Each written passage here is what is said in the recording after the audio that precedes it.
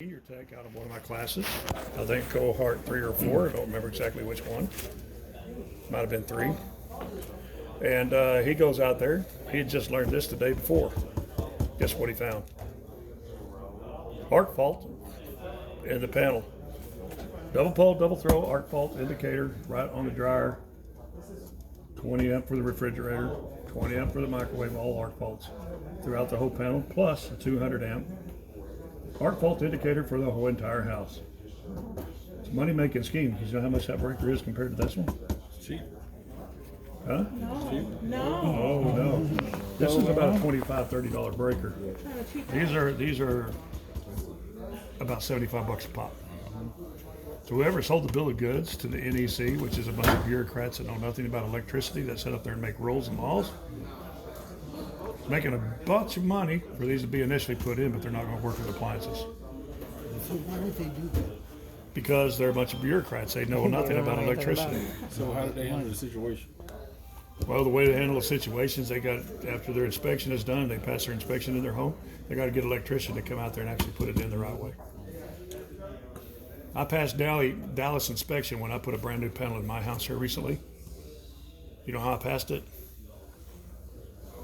I told the inspector, who used to be a master electrician, and I knew him, I'm not going to follow the NEC code because I don't want to have to pay that much money for those stupid breakers, and I know they're not going to work in my house anyway. He goes, outstanding work, pass, stuck the name tag on my deal and says, Johnny, I know you. You've been a master electrician for 16 years. Good job. I'm out of here. Now, the reason I replaced my panels anyway is because I put solar power on my house. Wired all that in myself. So, but the solar power, you know, I'm making about 1,070 kilowatts and only using about 880 kilowatt hours. So I'm actually making money back every month from the power company. I like that part. But, you know, That's how it's supposed to be, right? that's how it's supposed to be. But the thing about it is, guys, these two things will be a major problem in your home.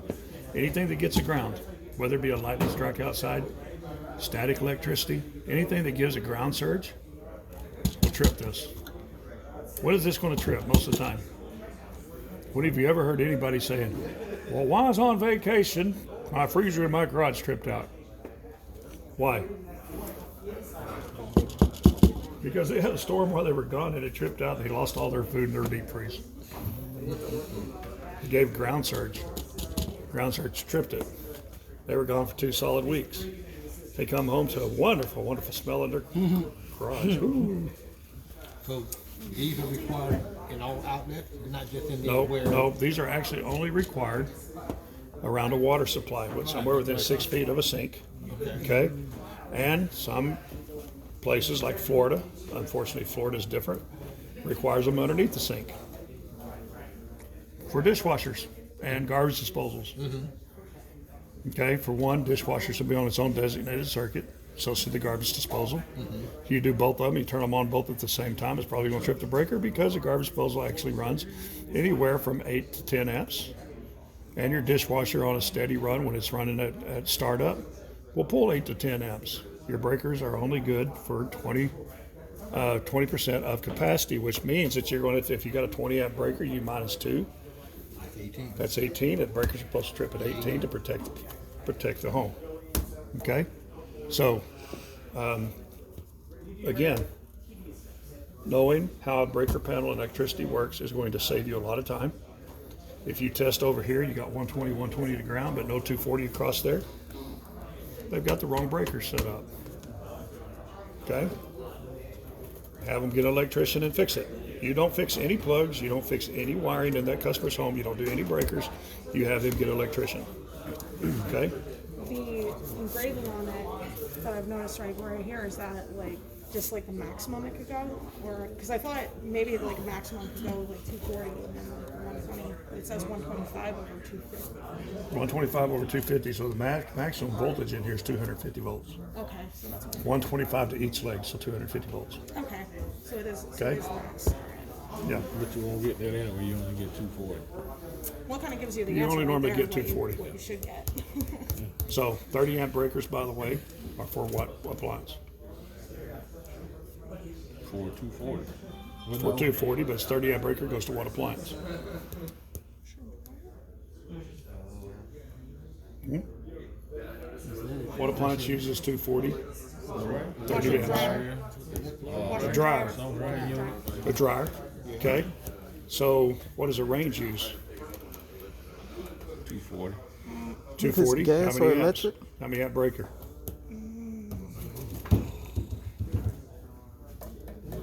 30? Maybe 10. Nope. 10? Isn't it different if it depends on if it's gas or electric? Yeah. On the Well, now gas is just going to use what? 120. 120, right? Yeah. So on electric range, guys, it's going to be a 50 amp breaker. It's going to pull more amperage. Okay, so if you got bake and broil on at the same time at 240 volts on each leg, you've got 1900 kilowatts or 1900 watts on one element, 1700 watts on the other element. How many volts are you going to be carrying? You're going to be carrying the full 240 volts on both. How many amperage? Because amperage is the amount of power that you're using. The average amperage that you're going to be using on that is about 30 amps to have both on. But if you have both those and a couple of elements on top on, you're going to be using more amperage. That's why you need a 50. That's why you need a 50. Okay? Because those elements on top of that range right there are 240 volt. So if you The got, elements down there are both 240 volt. so if you got the Thanksgiving cooking going on, all four elements is working, you got the turkey down there and the cornbread down there. You're going to literally going to be taking probably about 40 to 45 amps to run that range. Just this. So if anything else is on that breaker, If you have anything else on that breaker coming off any leg of that breaker, you're on tripping. You shouldn't have anything. So you shouldn't have anything else. it should be on a 50 amp breaker by itself. Now your home HVAC, 9 times out of 10 is going to be on 30 amp, double pole, double throw breaker. Okay, so talking about electrical safety. These gloves are cut proof and they're also electrical safety rated. These are top 5 cut proof, top 4 electrical safety. Okay, that means that you can take up to 240 volts Without being a conductor. without being a conductor. You're a little different. Mine are a little different. Mine are a little different. I'm checking. Those particular ones you're wearing are top 3 cut proof and a top 4 electric. So they're top 3 cut proof, top 4 electric. Okay. I ran out of these. I actually ordered these right off of Amazon. The Dex Fit. These are the ones I prefer you wear in the field because they are type 5 and type 4. So when you get back, you can actually buy those off of Amazon yourself, and then you can go into Amazon, hit invoice, copy that screen, ship it over to your computers, put it up in Concur, and actually expense those back. Your coach should actually. Top 5. I don't have to worry about that. I think the ones that he gave us, the last one he gave us was, These are the ones I've recommended to the company that you get. yeah, I think. Okay. What you gave us, the telephone. You're not going to. Come on, Elizabeth, pull one out of the hat. I'm gonna say 12. 12? No. 3? Nope. Less. Higher or 2? lower? Less. 5? 18. Less. Huh? Half. I'm scared to know. Half an amp. It takes 0.5 amps to kill you Oh my instantly. God. Oh, dang. Okay? What are these? Worthless. Those might be those are good for cover resistance. but- Like that James gave us, right? Okay, I'm just going to tell you those are warning. You must respect electricity. Okay? I've been a master electrician for 16 years. I'm still here. Lost no appendages. Not had any problems. I have been bumped with 480 volts. And I fired the guy instantly that did it. He cut off my lockout tagout. I fired him. He went up to the director and said, he fired me. What for? Well, I needed that chiller, so I turned on that chiller. It was a 1,000-ton chiller, 480 volts, 3-phase, and I was cleaning the power bus on it. When that power bus engaged just to one side of it and threw me about 100 feet across the room. Of course, when I caught my breath and I got done being mad about it, I walked up to him and said, "You're fired. Empty your toolbox and get out of my hospital." When he went to the director and talked about it, he goes, he fired me. Well, what'd you do? I bypassed his lockout tagout. Well, he's the master electrician. If he fired you, you're done. Have a good day. Electrical safety is that important. If there was any amp draw on that, if it had wound up any at all, it'd have killed me. Why did he do that? What made it? Yeah, you're not supposed to, if it's locked, it's just tagged out. He went all the way down to the parts room, checked out the bolt cutters, come up, cut the lock, opened the lock, and threw the power on while I'm cleaning power buses. That's a no-no. That is definitely a no-no. Don't cut. He wasn't thinking. Don't cut. Checking why it's locked. So that's why electrical safety is important. That's why you get electrical safety shoes. That's why if y'all were actually in classes with me that I taught online, which I haven't taught anything online probably in the last 3 classes, I would always told you to go get a composite toe shoe. Why composite toe compared to steel toe? I mean, Metal in You the gotta ground steel. yourself. Metal in the steel. he would have been minus a few teeth. Steel, Steel toe. what does it do? What does steel toe do? It conductor. conducts more electricity. Electricity. So you get a scuff in your shoe and you drop a wire and it actually hits your shoe. You get electrocuted. I've seen it actually burn people's toes right off the back of the steel toe. Just burn it right straight off. Oh my God. So don't do steel. So I tell everybody to get composite toes. Composite toes will hold up about 200-300 pounds. But the thing about it is they will not conduct electricity. So that'd be a very hard plastic or a fiberglass. Okay. Yep. So get a composite toe. Whether you wear a black tennis shoe with a composite toe like I got on, or you wear a boot with a composite toe. Composite toes are better all the way around for electricity. Okay? Safety is a factor. Everything you do when the customer's home. When you get to your market, you're going to have cut sleeves that come all the way up. Wear them. You get reaching up into dryers and stuff and you cut yourself, Trust me, you want to wear them. you want to wear them. You want to wear them. So just make sure that you wear them. It's important. That's why we preach safety here. Have your goggles on, have your mask on, have your gloves on, have your shoe covers on so you can protect the customer's home. Okay? But then again, you never lay anything, tool-wise or anything on top of anybody's appliance.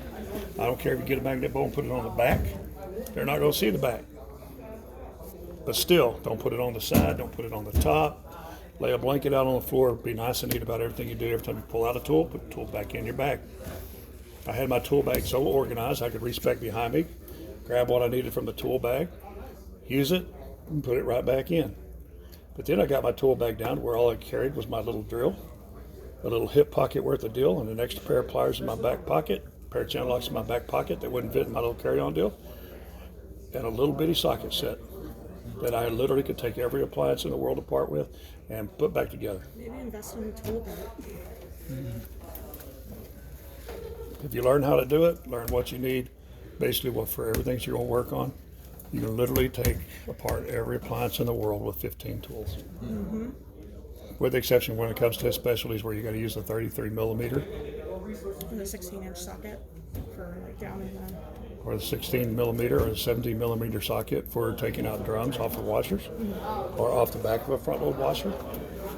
You get your little impact and pop them off. That's the only time you're going to have something special is to get your adapter for your little impact and your 33 millimeter or 17 millimeter or whatever you need and carry that in separate. I usually just slid those in my little cargo pants pocket down there and right on in I went to do it. Okay? Again, safety is job one. That's everybody's responsibility. Okay? Any questions about electrical safety and about a breaker box? Can you run over like, the whole thing again? I'm not going to run over it. It'd probably electrocute me. I'm just saying, like, can you just connect it to the pieces again? Yeah, you know, like see the it hip again? Well, one if you connected. come up connected to your pieces, so you I'm see allowed it. to. Well, get up there. If you don't know how to do it, it's time to start learning. Yeah, I don't know how to do it. I would like to do it too. What setting are you putting it on? Voltage. Voltage. And the next one up is going to be ohms. The next one up is continuity. The next one up from that. I can't read it from here. Oh, there we go. What up above that is going to be your microfarads, micro-ohms, I mean. This is going to be your microfarads for capacitance, and then up at the very top is going to be your temperature setting. So on your temperature setting, of course, you are going to have what they call a K-probe, or temperature probe. This is a K-probe. Okay, so you'll take your leads out, you'll plug this into there, put it into whatever you're going to test, whether it be a refrigerator, range, dryer. You can test the temperature on that, okay? Then you'll have needle points in all these bags. These little needle points are very sharp. No, I won't do that to you. They're, like I say, they're very sharp, but they're to go into the small pin connector so that you can test the small pin connector. So, okay. Another way to do this is alligator clips. Of course, if you've got my little set at home, I've got about 30 different sizes of everything. But you get these alligator clips and you can actually test, stick these on and test certain things. So just take and stick them right on there and you can test to the ground and stuff. Just have it on one ground if you wanted to do that. You can just stick it on there, with your probe down in it, stick it on there, and then you can go to every one of these and test for voltage, okay? But that's it. That's electrical. All right, so You gotta put it on. L1, L2, You gotta put it on vote. put it on voltage. So what if you didn't? It wouldn't test anything. So go from L1 to L2.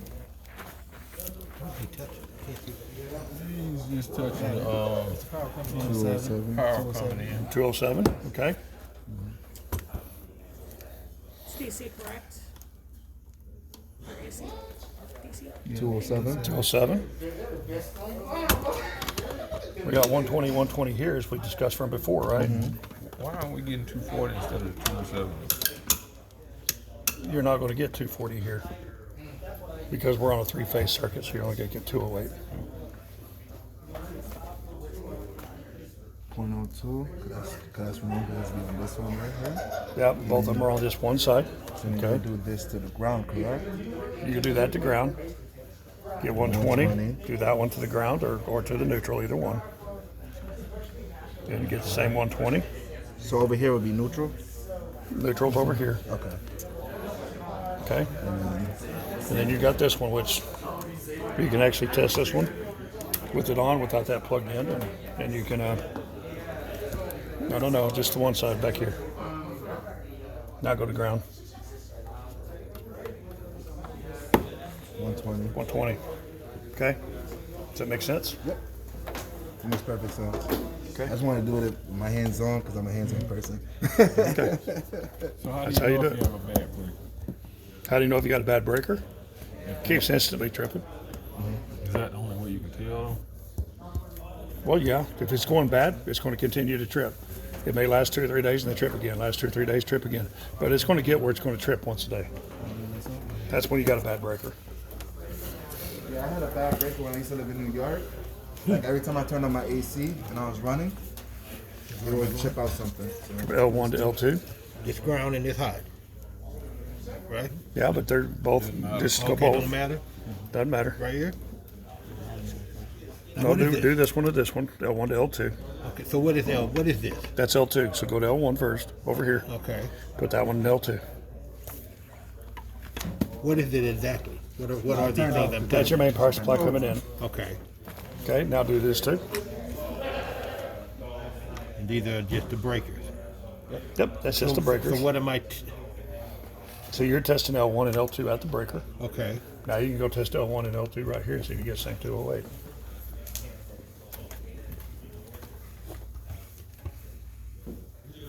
You'll have to move your leads around till you get it. There you go. You hit it. Yeah, I did have it. Come on, guys. And you don't have to work those very hard. If you get them and start bending them because you're working them too hard. There you go. There you go. There's your 208. Okay? So just quickly, this is hot coming in These are your two hots coming in from your main power pole. to the breaker panel. Okay. This is something that would be connected to the breakers. Yep. So this is a dryer connection that's connected to 230 amp. 230 amp breakers. And what did you say? What did you call these? That's a double pole, double throw. Double pole, double throw. This is a Oh, single pole, okay. single throw. Okay. So when okay, so that's what that means. Yeah. I've seen that in my breaker box, and I'm like, okay, maybe just wanted to turn on both of them at the same time for some reason. Yeah, it does. So it's called a double Yep, pole, double throw. Okay. I know what it's called. I just knew that both of them moved at the same time. Yeah, both of them move at the same time. Okay. So now, what's going on right here with these two? They're 230 amp breakers, but they're both on the L1, so both of these come over to L1. So if you test these across from each other, you're only going to get 0.022. Correct. Okay? So to get your other 207 volts that you need, you have to move that down to the other leg. Now if you test them, you got 207 volts. Okay. So now this one's off of L2 and that one's off of L1. Okay, correct. Okay? So I'm trying to see how this one's off of L2. This one's off of this one. Yeah. So it comes down and see how that goes across. See how that I does. can't see. But I don't. Do I need to know this, sir? Yeah, you'll need to know Oh, I this. see. Okay, okay, Mine's I see. blind. I see. You see how that does it? I see. It So that's doesn't going not. to L1 and this is going to L2. Yep. Okay, excellent. So this does not connect to this side over here. Okay. It connects just to that side only. Gotcha. So that way you can have both of them going to the same one, and they're going to Yeah, and you're not going to have the right power. Okay. Exactly. Okay. Okay. All righty. Any other Thank you, questions? sir. Elizabeth, you want to come do it? Yes, sir. Come on, Miss Beard. Cara, do you want to do it? I got to get a little step through this. Make sure you put that on volts. I wish I was skinny enough to fit through there. I had spent a whole day trying to find some black pants at Walmart and DD's outlets that could fit me. Walmart is prejudiced against big sellers making So is Kohl's and all the Sometimes I get AC and This one's DC confused because I always think that like outlet belongs to a direct current when, no, it's an alternating but current. it is an alternating current. And if you don't understand basic electricity, I can show you. But go from here to here. That's L1 and L2. I get it confused. So, I get it. look at this. Alternating current goes like this. Yeah, it's a wave. Move it around a little bit. So that's your sine wave, right? Direct current goes like this. Yeah. It's direct. Okay? Now what happens when you put capacitance on an alternating current? Remember that from the slides. Nope, doesn't go the opposite direction. You put a what now? It goes Capacitance, the capacitor on, one direction only. it's still alternating current no matter what you do. One direction only. AC does not change to DC unless you have an inverter. Okay? Okay. So if you put capacitance on this, we are going to narrow out that sine wave Yeah, you're gonna take some of it out because some of it's going to the capacitor. to allow more of a steady voltage to the circuitry that is working.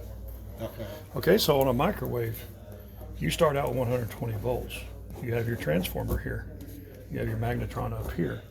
You have your capacitor with your diode here.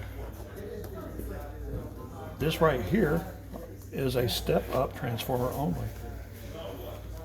How many volts do you think that steps up to? 2,000, 3,000, I thought. 3,000, 3,000? I thought it was. 4,000. Where was I getting the numbers? Okay. On an average, 4,000. We'll take that 100. Depends on the watts, okay? So anything from 900 watts, okay, is going to be 3,000 volts. Anything up to 2,600 watts can be anywhere from 4,000 to 5,000 volts, depending on the size of the microwave. So this step 4,000 on an average of a 1,900 watt microwave. That's an average microwave, 1,900 watts. Okay, so what was That's it? 1,900 watts. That's the average microwave. That's what most people have in their home. Okay. So 4,000 volts, right? Then it comes up, it goes through the capacitor, which narrows out this sine wave so that when it comes to the magnetron, it has a narrower, straight, more harmonic feed. Okay? Harmonics. Harmonics is the wave pattern or the sound that is going to give you your microwave. Microwaves are literally nothing more than sound waves. Okay? Gamma. Put down in very, very, very small and narrow paths. So there's no radiation in microwave. There's no radiation. Why Everybody worries about radiation, but no, there's no radiation in a microwave. It is literally a microwave. The answer to that question on there. There is no How much is that capacitor? there's no radiation waves. How much does that capacitor hold? That capacitor will hold all 4,000 volts, but up to 10 amps. So the term nuking your food is not even valid. You're not nuking. You're not nuking your You're food. doing using hot air. You're microwaving your food. sound wave You're using sound waves. to activate the When they talk about ultra high frequency and ultra high definition frequency. They're not even in the microwave range here on those. Not even close. So what makes the aluminum foil? You put foil in there, just Yeah, or anything Start melt. fire. yeah. Anything melt. Microwave. Magnetic harmonics. What does metal do to Can't what do metals mix do to a- microwaves? You can't mix aluminum with electricity. It just doesn't work. Microwaves Like will arc and spark, right? Yeah. Right. It's because of the magnetic flux that's going into that antenna. Okay, so on the side of your magnetron, you're going to have an antenna that comes all the way through. It's got a magnet wrapped around here. It's got a magnet wrapped around here. It's got all these cooling plates that are attached to the sides. Okay, that take that frequency and the magnetic resonance and turn it into a microwave. that. So let me ask this. So how is it that some microwaves come with like the metal trays? How are they microwave safe? Or like the racks? Yeah, have you ever just put those racks in there and turned the microwave on with nothing on it? Yeah. Yeah. That's when you get the problem. That's when you start sparking, right? Yeah. If you put something on it, then the microwave is actually shielding that particular metal. Neutralizes it. Okay. It neutralizes it, so it's okay if you That have makes a sense. dish in there or something to cook, Okay. but you never put it in there and do anything without it. Cool. In Makes other words, sense. your directed microwave from your antenna will go to whatever you're cooking, not to the tray that's in there. So is that why you can put a knife in a potato and it'll cook faster in the microwave? If you actually puncture the potato and put a little water in the bottom, Okay. you're actually allowing what they call a microwave steam process, where it's actually boiling the water underneath, and as the steam comes up, the potato sucks the moisture back in because it's actually cooking from the inside out. Okay. So it's going to suck the moisture into where the cooking is actually happening. So it'll cook faster. It'll cook faster. So the knife in it or whatever, it doesn't really. I've heard people say, stick a knife in it and put it in there. Stick a knife in it. I actually poke my little fork 4 or 5 times. Like a hot dog, except with no water. So seriously, it works very well that way. So we'll get more into microwaves when we get up here in a minute. But I mean, that was good stuff there. okay. So if y'all will unplug these yellow cords, there's 2 of these yellow cords. Unplug those.